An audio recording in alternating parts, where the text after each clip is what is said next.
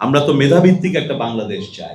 গণমাধ্যম কর্মীদের ওনারা আমাদের তো বন্ধু, আমাদের অনুষ্ঠানগুলো ওনারাই তুলে ধরেন, আমাদের যে কাজ সেগুলো ওনারাই তুলে ধরেন, আমরা ডাক্তাররাও ওনাদেরকে সেবা দেই।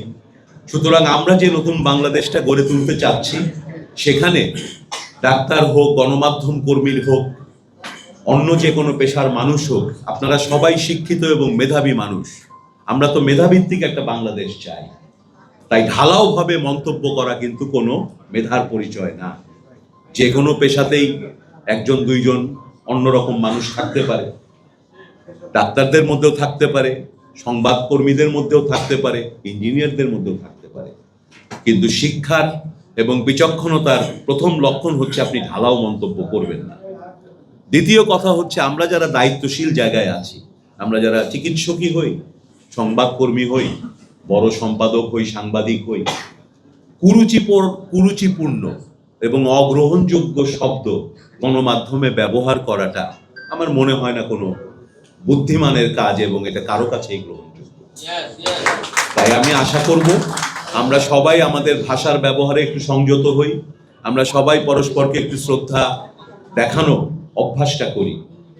এবং আসলে আমার কাছে মাঝে মাঝে মনে হয়, আজকাল এই যে মবের কালচার আমরা দেখি, টকশোতে দেখি, সবাইকে তুচ্ছ তাচ্ছিল্য করে কথা বলার প্রবণতা, রাষ্ট্রের সর্বোচ্চ পর্যায়ের মানুষদেরকে নিয়ে হাসাহাসি, অযৌক্তিক মিথ্যা তথ্য দেওয়া।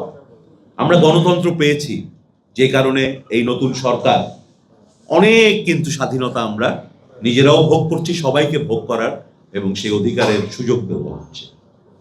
আপনারা যা ইচ্ছা লিখতে পারেন, যা ইচ্ছা বলতে পারেন। আমাদের মাননীয় প্রধানমন্ত্রী বলেছেন, আমরা সরকারের পক্ষ থেকে বলেছি, কিন্তু মিথ্যা বলার তো অধিকার কারো নাই। আপনি সত্যের ভেতরে থাকুন, তথ্য নির্ভর লেখালেখি করুন, বস্তুনিষ্ঠ থাকুন, থেকে আপনি আপনার ভিন্ন মত থাকতেই পারে, সেই মত থেকে একটি শালীন ভাষায় প্রকাশ করুন, কোনো অসুবিধা নেই। আপনি আমার সমালোচনা করুন, কিন্তু অশালীন কেন হবেন? আপনি আমার সমালোচনা করুন, মিথ্যা তথ্য কেন দেবেন? তাই আসুন, আমরা যদি গণতন্ত্রকে আসলে বাঁচাতে চাই, তাহলে আমাদের মগজের ভেতরে যে ফ্যাসিস্ট প্রবণতাগুলো গত ফ্যাসিস্ট সরকার ঢুকিয়ে দিয়ে গেছে, ফ্যাসিস্টদের কাজ হচ্ছে সমাজের সমস্ত সম্মানিত ব্যক্তি, সম্মানিত প্রতিষ্ঠানকে অসম্মানিত এবং অগ্রহণযোগ্য করে তোলা হচ্ছে ফ্যাসিবাদ প্রতিষ্ঠার প্রথম ধাপ। বিগত সরকার দেখবেন, বাংলাদেশে এমন কোনো সম্মানিত ব্যক্তি নাই যাদেরকে নিয়ে ওই সরকারের সর্বোচ্চ পর্যায় থেকে অশালীন কুরুচিপূর্ণ বক্তব্য দেওয়া হতো না। এটা দেওয়াই হয় সমাজে এই কালচারটা নিয়ে আসার জন্য, যে এই কালচার আপনাকে অন্ধকারের দিকে নিয়ে যাবে। সমাজে আগামী যে প্রজন্মকে সেই জিনিসগুলো ফ্যাসিবাদ শেখানোর চেষ্টা করেছে, যেখানে তথ্যের প্রয়োজন নাই, যাকে খুশি যা খুশি বলা যায় এবং সেটা বলে রাজনৈতিক ফায়দা হাসিল করা যায়। আমরা সেখান থেকে বেরিয়ে আসতে চাই। আমরা বহু কষ্টে গণতন্ত্র পুনরুদ্ধার করেছি।